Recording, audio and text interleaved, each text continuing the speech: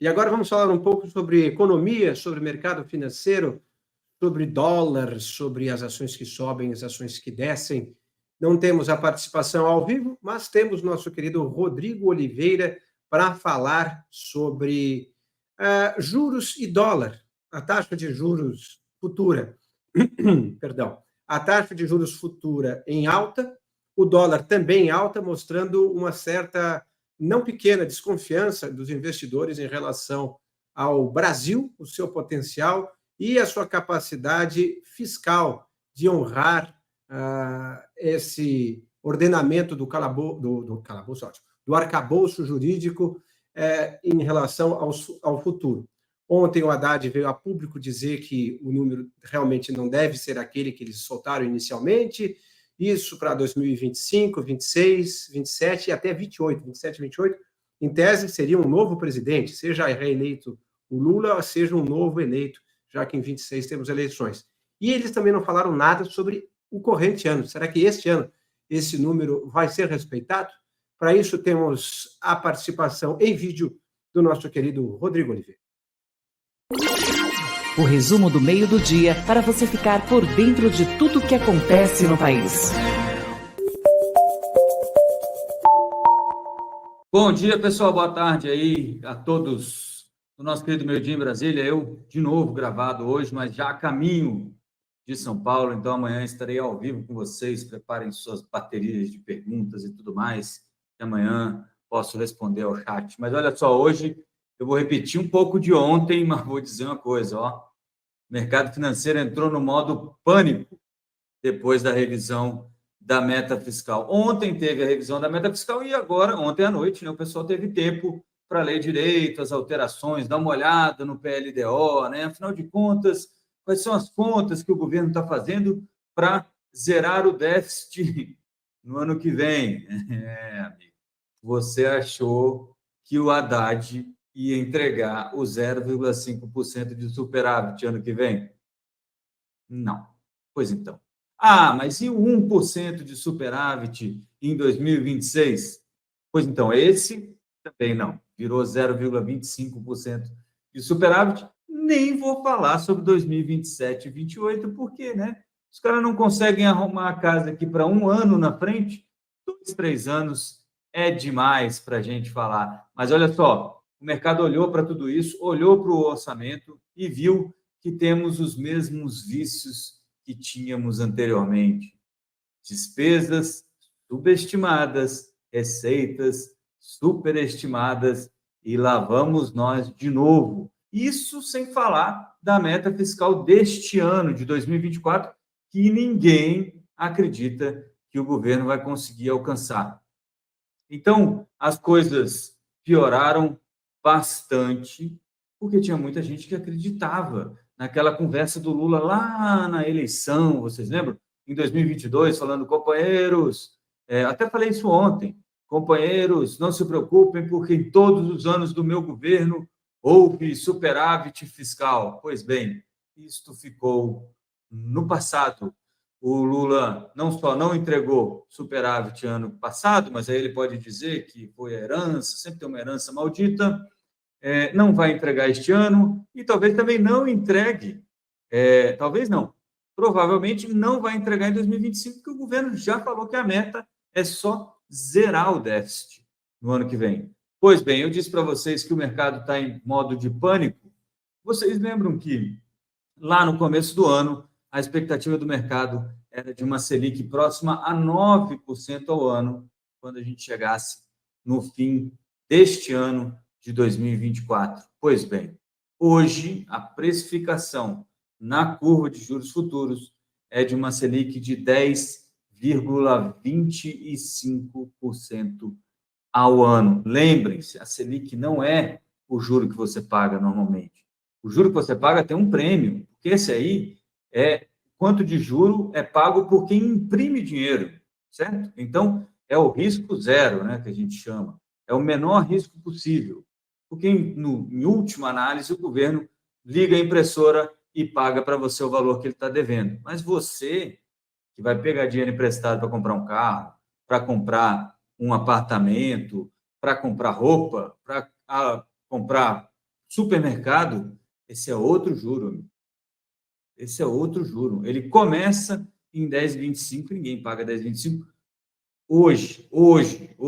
Então, aquela história toda de o juro precisa cair, etc e tal, e o Banco Central mostrando, ou pelo menos apontando, ou alertando o governo de que era preciso que o governo fizesse a parte dele, que era organizar o fiscal brasileiro, né?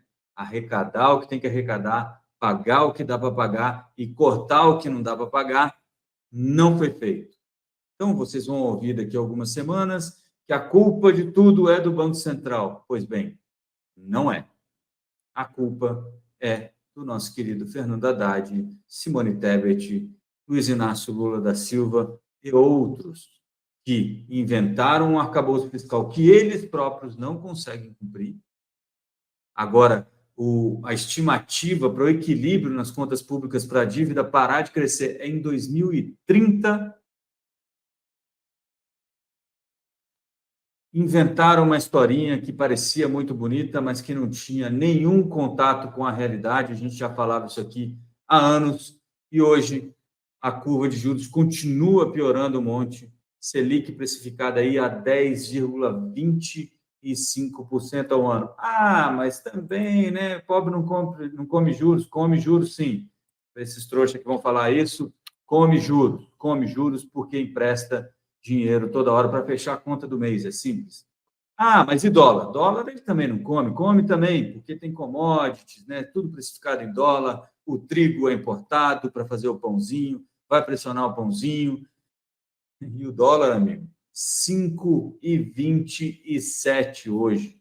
Novo recorde, vai passar ali de outubro do ano passado, que no ano passado o dólar ficou aqui, a máxima, foi em outubro, a 5,17, amigo, fechou. Se fechar onde está hoje, olha, vai ser o maior patamar para o dólar desde março do ano passado. Tá bom para vocês? É o maior patamar em um ano. Só vai perder ali para a época das eleições, que fica tudo um pouco mais confuso. E ontem também, o presidente do Banco Central, Roberto Campos Neto, estava num evento lá em Nova York, falando sobre digitalização econômica, tecnologia que o Banco Central está desenvolvendo, fala um pouco mais do PIX, Drex e tudo mais. E aí um americano incauto pergunta para ele, mas, presidente do Banco Central, e esse negócio da meta fiscal, etc e tal, e ele diz, olha, problema, eu não gosto de falar de meta fiscal, porque o fiscal não é trabalho do Banco Central, mas é claro que quando você tem uma desancoragem fiscal, isto é, ninguém mais acredita no que o governo fala sobre o fiscal, o custo da política monetária fica mais alto. O que isso quer dizer? Significa que você precisa de mais juros para fazer o mesmo serviço. O que isso quer dizer?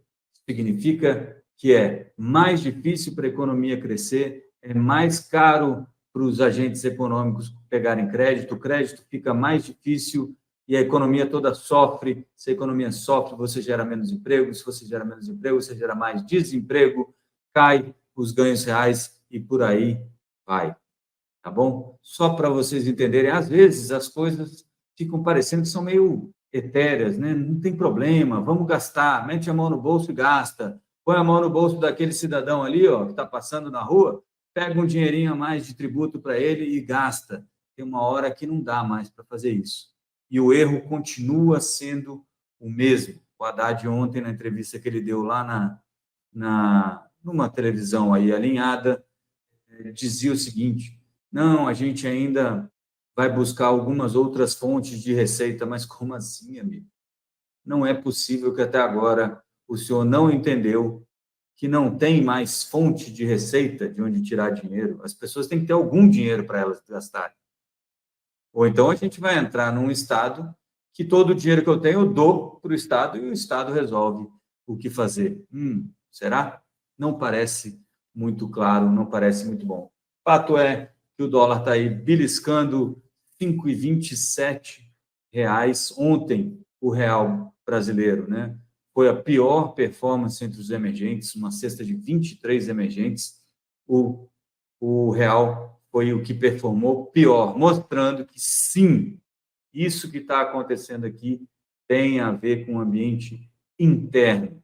Tá? Não é só o ambiente externo que ficou um pouco mais difícil, tem a ver com o ambiente interno. Para piorar, o ambiente externo também não está muito bom. O Ibovespa também reage mal nesse dia de hoje, caindo aqui 0,90, agora próximo de 1% nessa terça-feira, dia 16 de abril de 2024. Tá bom? Enquanto isso, o nosso querido Haddad coça a cabeça para saber como fazer, né? Como vai fazer para chegar no déficit zero ano que vem. Desse ano, amigo, ainda não mudou, mas como eu já falei aqui para vocês antes, já tem um ano que eu estou falando, vai mudar também, porque não tem conta que faz isso fazer sentido. Beleza? Ainda tem uma esperança aí que a Petrobras pague 20 bi de tributo adiantado, devolva aí um dinheirinho via dividendos para fechar a conta, mas está difícil de chegar no limite inferior da conta fiscal aí, que seria 0,25% do PIB neste ano. É só esperar, uma hora ainda vai mudar isso também. E aí, amigo, acabou. Não tem credibilidade nenhuma, não tem mais gogó do Lula que vai segurar esse negócio todo, porque eu estou falando do gogó, porque ele sempre falou que não precisava de lei nenhuma, não precisava de nada, bastava ele falar, e ele estava falando que ia ter superávit, né? No primeiro ano mesmo, antes de acabar o primeiro ano, Lula já falava em qual é o problema de um déficitzinho, não é mesmo? Eu me lembro de uma outra pessoa aí, sobre essas coisas que a gente faz propaganda por aí. Parabéns, presidente Lula, parabéns, ministro Haddad, e vamos que vamos. Quem sabe a gente consegue, né, na dor, ajeitar as contas públicas e tentar diminuir aí o ritmo do déficit fiscal brasileiro. Fato é que o mercado reagiu muito, mas muito mal mesmo a essa história de mudança de meta fiscal.